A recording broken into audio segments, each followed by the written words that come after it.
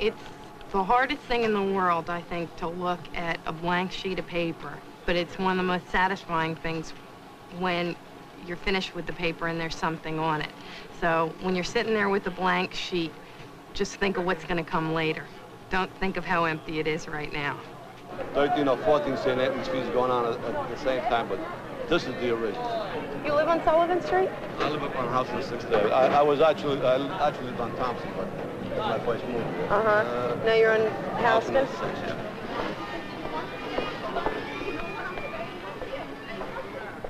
My name's Anna Quinlan, and I do a column for the New York Times. Right now, I'm on assignment doing a story on the Feast of St. Anthony, which takes place every year on Sullivan Street. These two New York City high school students, Wilmer Ortiz and Maria Hampton, are on assignment too. They've been asked to observe as much as they can about this street, Sullivan Street, so that they can write about it. Come back, we can actually see if that's really different, yeah. Or if it changes from weekday to weekend. Even though they're doing a school assignment about the street, and my piece is for the newspaper and it's about the feast, the process they go through in observing a neighborhood is a lot like the one I used to write my column. Well, actually, I mostly wondered what the neighborhood would look like, and I'd expected it to be a little larger, maybe a few houses with grass and small streets and tall buildings, and everything's connected, and I hadn't expected that. I thought this would be a very diverse neighborhood. I thought when you have to write about anything, particularly if it's something you're not too familiar with, you have to start by doing a lot of looking and a lot of listening and questioning. You might be confused by what you find out at first, but that's okay. Eventually some patterns will start to appear. Elderly people seem to dominate this side of the street, because haven't you noticed that here there are a lot of elderly people, and mostly younger people seem to be coming down from this area here? When I'm getting ready to write, I look for details. I talk to people, and I try not to make up my mind ahead of time about what it all means. I want to find out if most of the stores, like the bakery and the butcher shop, if they're all family businesses. To me, this neighborhood doesn't even seem like it's part of New York, you know? The sense of isolation, really. Yeah, it is. Okay, it seems isolated.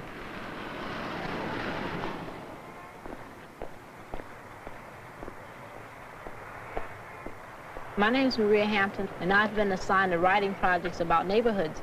And I thought that perhaps throughout the course of the day, you notice a lot of different things that happen on Sullivan Street. And could you tell me a few of the things that happen or that are exciting? Sure. What would you like to know?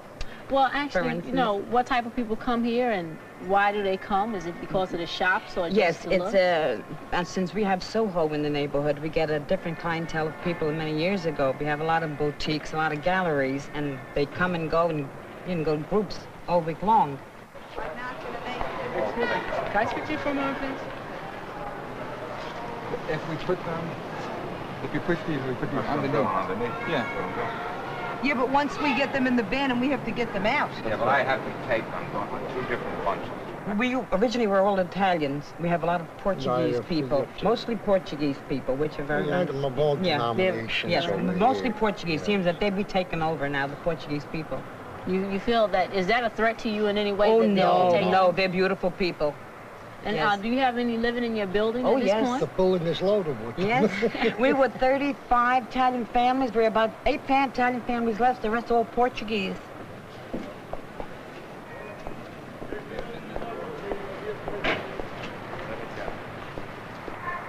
All we gotta worry about is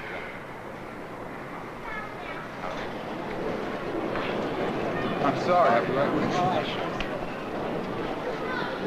we have all that. They're all entangled. What about that space over there? If you could at any point, would you leave Sullivan Street? No way. No. Why? We love our roots. I was born up the next block. I won't move from Sullivan Street. And you stayed here the whole time, the entire time? Or did at any point you move away and come back? No, all in the neighborhood. Always in the neighborhood. You also? I was born on West Broadway. Yeah, and he's here. We're here. We're in this building building about 72 years. Oh, in the same place? Same neighborhood. Yeah. Never and thought I wouldn't about change it. No. I'll do one more smaller bunch. And then we're finished. Okay, we can get them in. Yeah. Because I can just sneak them right underneath these. I got them. We wanted to send balloons as a present to somebody, and we shopped around, and we didn't like anything that we could have bought, so we made them ourselves, and we found how much fun it was, and The people loved receiving they it. loved it. So we decided that it was a good outlet for a company to get involved with, so we opened up balloons. Do you live in the neighborhood? No. Neither of us do, no. I think being in one neighborhood, working and playing and living and cooking and sleeping is a little rough. I wouldn't like that. I mean, I like the fact that I go home to a different place. Were the people supportive of this business when you first came here? Yeah. Yeah, they like seeing a different kind of concept for the neighborhood. I think they did. How about the other shop owners? How do they feel about this? Everybody on the block gets along terrific. We have no problems with any of our neighbors. Everybody's very nice on the block. There's no problems on this block at all, ever. When you're on a street like Sullivan Street, is someone who's lived there for 40 years talking to you about the street now, or the street the way it used to be? You have to ask the kind of questions that'll elicit those answers. Who are the powerful people on the street? Who are the people who exercise some influence? You have to weigh their answers to questions about the street versus the answers of people who have just gotten there. It's a street where people have roots. It's not a transitional neighborhood. It's a place where people have roots. It's a place where several generations have lived. It's a place where everybody seems to have a vested interest in the church, in the school, in the block, in their own place, and in their own past, too. We used to keep our doors open. Everybody was socializing with each other. It was really good. But it's not bad now either, you know? Totally integrated, healthy. People here come here, they have input, they care, they're concerned. And our main problems are the rents, and families are starting to leave. They can't afford it. Young couples getting married. We're losing our families, and we're losing children, and we're losing the schools, and we're losing the parks. Ultimately, you know, the community becomes destroyed. Well, a lot of the old timers are gone, and these youngsters that come in here, they're not neighborhood kids. The neighborhood kids seem to have move out. I don't know why, but I guess they want to go somewhere else, I suppose. You know, like me, I suppose. I want to get out too. After how many years, I say? 1935, I tell you. Making these sandwiches all every day, you get tired of it too. The hours that you put in here, it's not worth it. 12, 14 hours a day we used to put in here, 7 days. On Sunday we'd get a 2-hour break. My father would be here at 5:30 in the morning, close up at 10 at night. It was murder. Yeah, people worked hard in those days. But they seem to be happy. I think they were happier in those days. They had nothing, but they were happier. They worked hard, and when they got a few hours off, they enjoyed it. But today, you can give them days off, and they're looking for more. You give them more money, and they're looking for more. Murder. I can't see any salvation.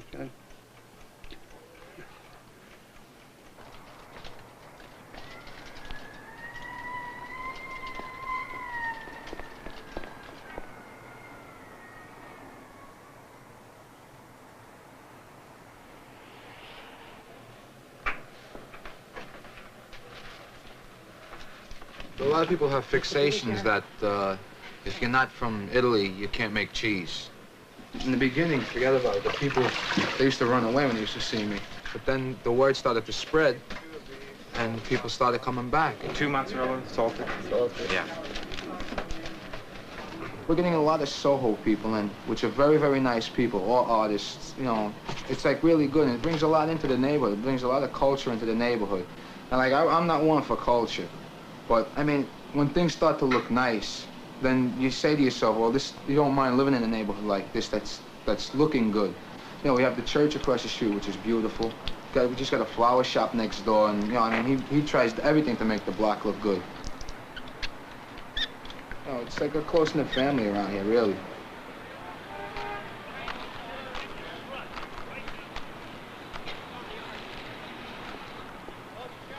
Well, we started out doing silk. This is a pleated blouse, and these are silk shorts. This is a pleated coat. We do designer sportwear. We were written up. This place was photographed for New York Magazine, the outside of it, and they shot Mary and I in the windows when we first started as young new designers to watch.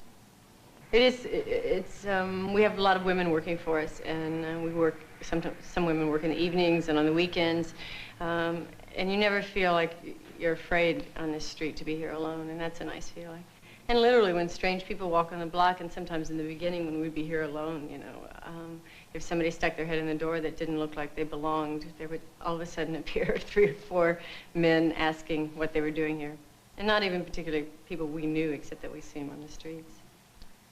Well, I don't know about safety. I've also seen the people on the block chase black people off the street with baseball bats. Which is you know, a little depressing. I guess for the people who live here in the neighborhood, they feel very, you know, close and attached to this place and don't want outsiders here, but I find that a little extreme. Well, you got to remember, a lot of us grew up together. We all know each other. And like a small town, you got to remember, like, you grow up and you have children, and before you know it, the children get to know each other. They go to the same schools, so you have the grandfathers knowing each other, the grandmothers, and it goes right down the line. So that forms like a close relationship, and it makes a good neighborhood. Like I mentioned, like a small town is, because when everybody knows each other, you even have less trouble. In the old days, they'd be with the doors open, and God forbid if somebody touched a girl in the street or something, you could never do that. I mean, to this day, in this area, the same thing is true. Any one of you girls, if you walked in the neighborhood and you lived here, and you were coming home at night, and you walked through this area, and you just say to one of the boys, you'd say, look, I live up the block, somebody's following me or something. That would be it. You know you had protection, and they would watch you. That's no baloney, because there's a lot of respect for each other. That's important. There is respect for each other, and a lot of respect. And that means a lot to us, I think. When I came to the States, I was almost 40 years of age. So I couldn't cut my roots with Portugal. So for the first 13 months, I almost had no food, no place to live, no clothes, nothing. So I had to struggle. And in order for a man, let's say in my conditions, to make something of himself, there is always one thing, is family. If you keep in mind that your family is on the other side, that gives you strength enough for you to fight against everything and everybody sometimes. What are the similarities between the Portuguese immigrants and the Italian immigrants who live here? How are they able to coexist together? Relationship, let's say, with the Italians is very good, because please don't forget that we both come from the old world. So our culture, our background is the same. So there is no problem whatsoever between Portuguese and Italians. As a matter of fact, you see here St. Anthony's Church. Some say that it's the Italian feast, some others say it's the Portuguese feast. So both, they walk here arm in arm, no problem with them.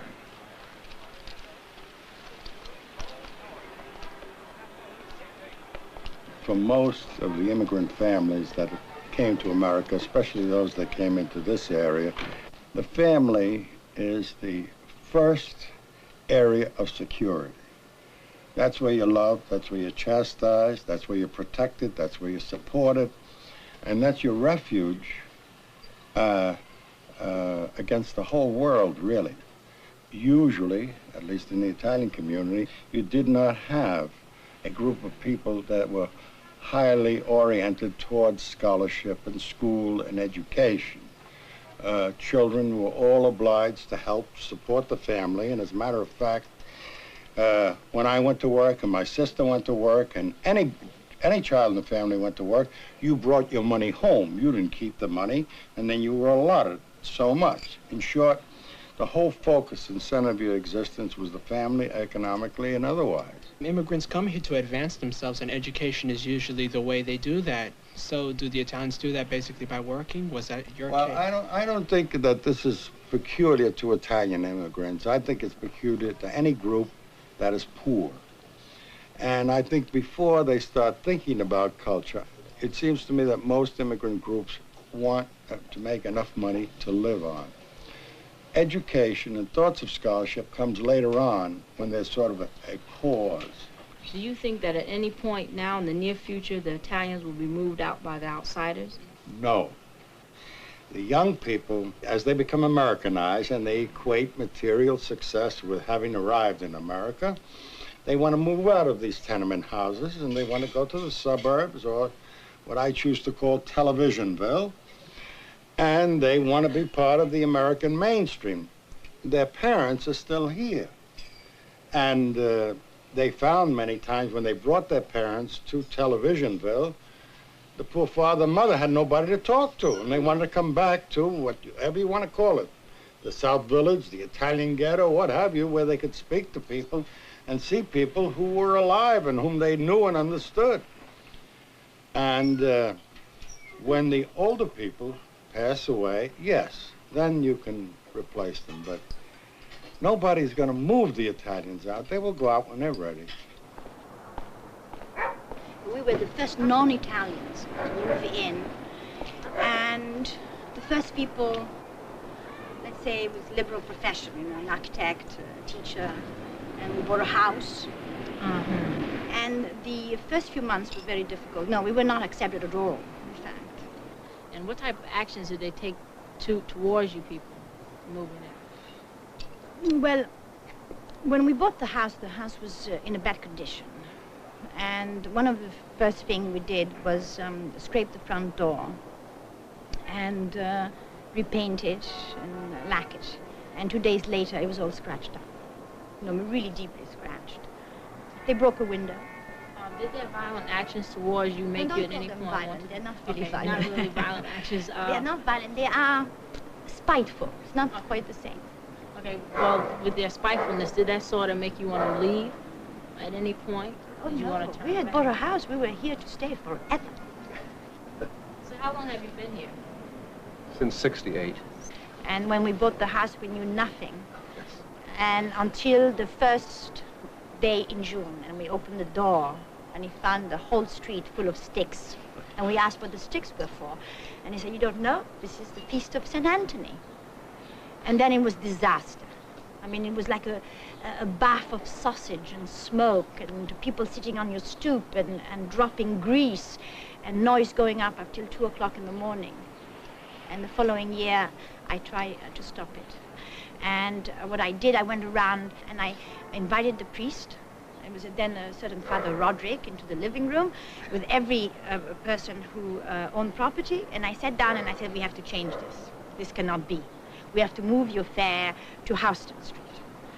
And then you must clean the garbage. And then sanitation, we must wash the street.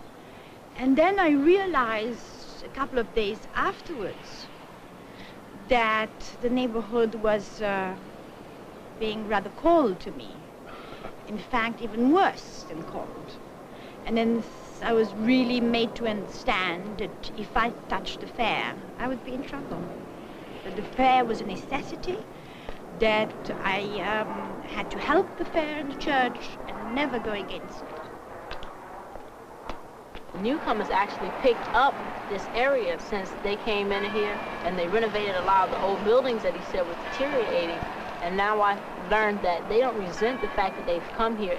Well, I didn't get the impression that they resented it. It's just that they were trying to keep their cultures alive by keeping apart, because they do have certain things in the church like services in Italian and Portuguese. But that's I don't think you have to resolve conflicting viewpoints in a story. You just lay them out there on the table and let the reader decide for himself. However, there are certain things that you're going to have to do to decide which viewpoints go where. When I'm on a story like this one I'm doing about the Feast of St. Anthony, I run into this problem all the time. Every reader is going to bring to it their preconceived notions about the feast. Maybe somebody will read this and think, gee, I always thought these feasts were a scam before, but this one sounds pretty good. Or maybe somebody will read it and say, boy, they're right, I hate those feasts. They're always terrible, smell up everything. There just aren't any right or wrong answers. There are simply facts or perceptions. Do you get any sleep at night while this is going on? The feast runs till about midnight, maybe a little later, and then afterwards everybody gets a chance to rest. I think we have a very good agreement with our neighbors and understanding with our neighbors. They're very tolerant of the inconveniences. At the same time, we're thoughtful of their needs too. What kind of business do you run? Wholesale clothing. Uh-huh. I hate it. You do? Everyone who's told me that says, no, I can't, you can't use my name for that. It's very smoky and it's awful. Uh-huh. How long have you been here? 2 years. Uh-huh. So this is what, your second or third feast? Second. I ignore it totally. I pretend it's not here. And then what, the money that I make off of this, I mean, I run a sweet sausage stand like this. I don't know how much would I make a day? That I couldn't answer. Well, when I make however much I make a day, where does it go? Do I get to keep it all? Well, that's yours, yeah. Yeah. In other words, I don't have to give any to the church or anything. It depends if they want to donate. I mean, Right. like we told them, outside of business, inside the church is donation. So, You must really feel like this is your feet. I feel like this. Yes, look what I I really got. do. Everybody knows you. I mean, everybody keeps asking me, do I know Ralph? Have I seen Ralph? Where's Ralph? With something like this, which I think is basically a scene thing, where I'm basically going to try to take the reader and put him on this street, on this day, in this feast. My problem more than anything else is figuring out how to organize and then pick and choose the telling details that are really going to make him feel like he was here with me.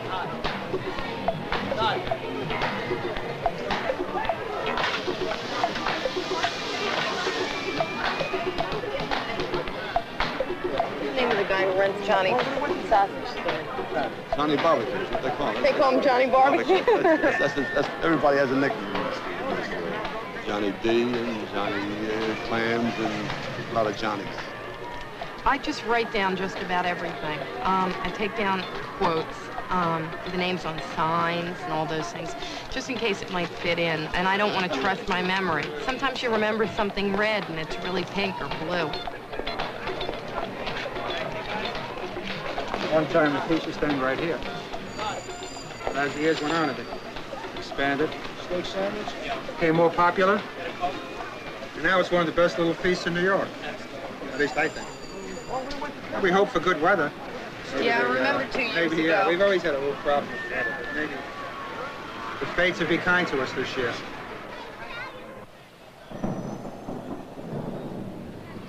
I had gotten 3 different impressions of what it was. So now it seems more and more like it is a religious festival because they sell religious articles over there. Well, actually, I'd had that impression all along since I had talked to Jim and Colette Rossant, and they were telling me that the festival is mainly to help the church, and they would donate most of the money. Well, everyone that has a booth out here, like these people, have to donate a certain percentage of the money that they make to the church. I think there's a tendency when you're writing about anything to try to make it all of a piece. This is the way things are. But of course, with the feast yesterday, it turned out that there were lots of people who were really happy about the feast, who really loved the feast, lots of people who wanted to come to the feast, but there were not lots of people, but there were a significant number of people who were very unhappy about the feast for one reason or another. The more I thought about that, the more I thought that also is so New York. I mean, you put the Statue of Liberty out in the harbor and somebody says it spoils the sunset. So you have to reflect that in the story, but it fit right in with this whole concept I had that this was a quintessential kind of New York event. One thing I've noticed, there's been a lack of Italian sausage around. If you're trying to hold up a mirror to an event, if you paint it in broad strokes, you're going to miss on colors, you're going to miss on sights, you're going to miss on all kinds of things. And I think if you're going to hold up the mirror or do the painting, the best thing to do is pointillism.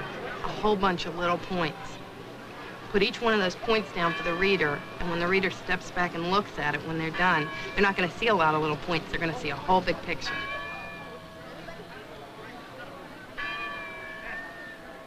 know, I thought about when I write my paper, I question myself on all the things I've learned here, such as, will Little Italy become extinct?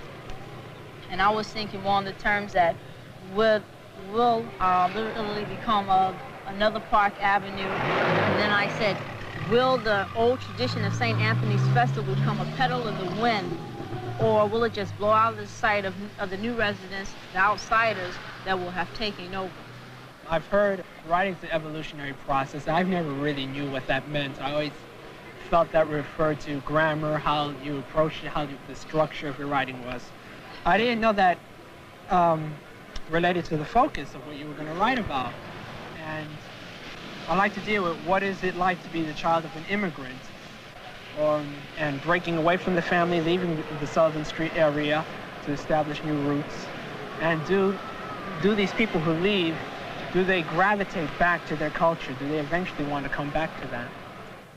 Becoming a writer is a leap into saying, I can do that differently than anyone else can. And of course, that's true of everybody. I mean, everybody faced with the same event will give you a different viewpoint, a different answer, a different set of people. If I had gone to the feast on a different day, maybe I would have gotten some different viewpoints than the ones I got yesterday.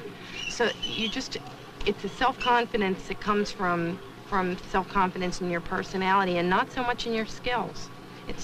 I'm just different. I have different perceptions.